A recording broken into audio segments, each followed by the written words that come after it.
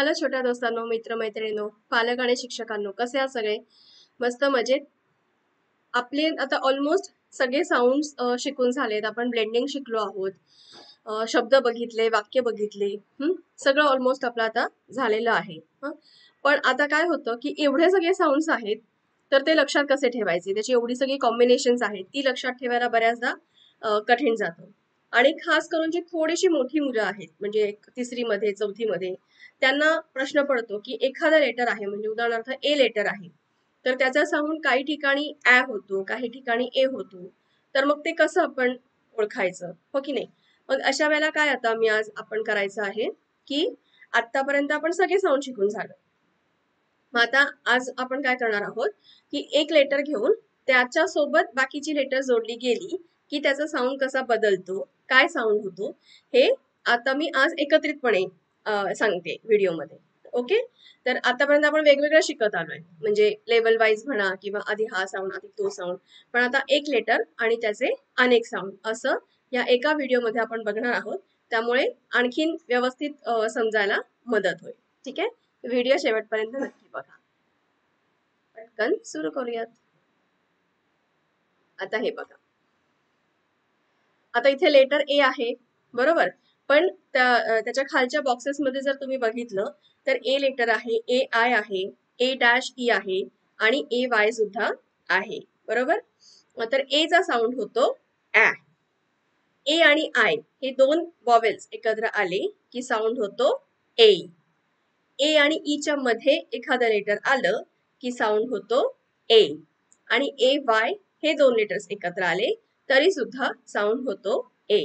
आता आपण ह्या सगळ्याचे शब्द बघूयात एकदा, म्हणजे सगळ्या साऊंडचे, सगळ्या कॉम्बिनेशनचे शब्द एकत्र बघितले की थोडंसं समजायला मदत होते की कोणत्या वर्डचं, कोणत्या शब्दाचं स्पेलिंग कसं आहे.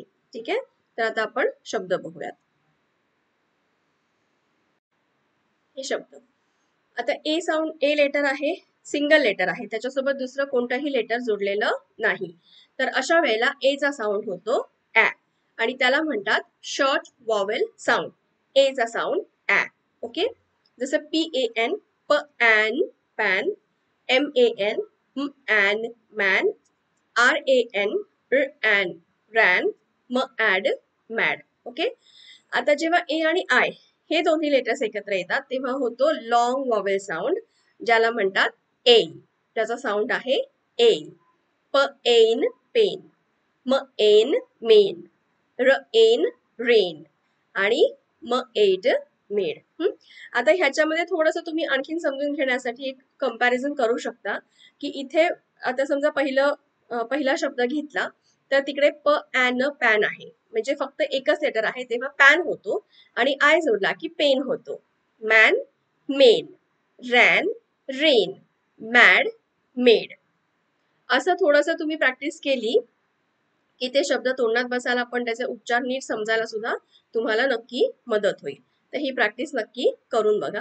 आणि बऱ्याचदा पालकांना सुद्धा प्रश्न पडतो की घरी आम्ही कसं घेऊ, म्हणजे कारण हा विषय तसा नवीन आहे पालकांसाठी, किंवा आपली जी म्हणजे पालकांची जनरेशन आहे त्याच्यासाठी फॉनिक्स हा विषय बऱ्यापैकी नवीन आहे. त्यामुळे शाळेत शिकवत असतात, कुठे ट्युशनला जातात तेव्हा तिथे शिकत असतात, पण ऍक्च्युली घरी थोडासा पालकांना प्रश्न पडतो. तर ही एक पटकन 2 मिनिटाच्या आत अक्षरशः प्रॅक्टिस करून घेण्यासाठी हे तुम्हाला उपयोगी होऊ शकतं. आणखीन शब्द बघूया.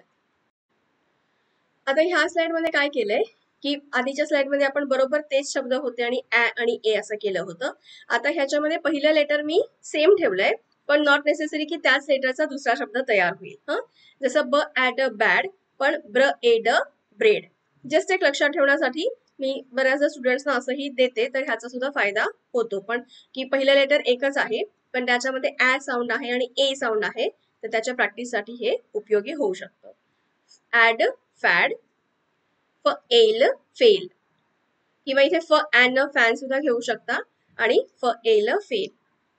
ग्ल ऍड ग्लॅड, ग एन गेन, म ऍन मॅन, म एल मेल, आणि नॅप आणि नेल.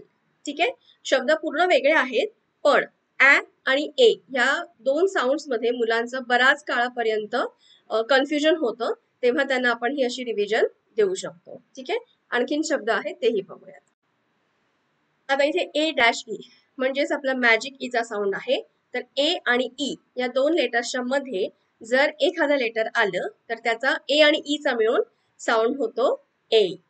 ड एट डेट. आता इथे ए आणि ई हे खूप लक्षात ठेवणं महत्वाचं आहे आणि याला खूप प्रॅक्टिस लागते आणि खूप वेळ सुद्धा द्यावा लागतो. आणि ह्याच्यामध्ये जशी मुलांची पेशन्सची कसोटी असते तशी आपली पालक आणि शिक्षकांची सुद्धा असते की त्यांना तो वेळ दिला गेला पाहिजे आपल्याकडनं. ठीक आहे.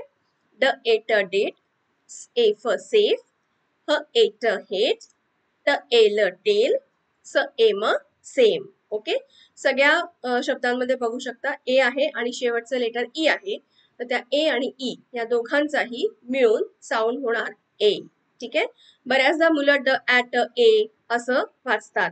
स ॲफ ए, तर त्यांना ते परत परत सांगावं लागतं की ए आणि ई. ओके. ए वायचा साऊंड सुद्धा ए असाच होतो. ट्र ए ट्रे, स्प्र ए स्प्रे, ऑल व ए ऑलवेज, डिले एसे. ठीक आहे. आता काही शब्द असे आहेत, आता उदाहरणार्थ डिले आपण जर बघायला गेलं तर इथे डी आणि ई आहे पण डेले नाही म्हणत आपण. सो तो शब्द आपण स्पेलिंग वाचायचं आणि डायरेक्ट शब्द वाचायचा.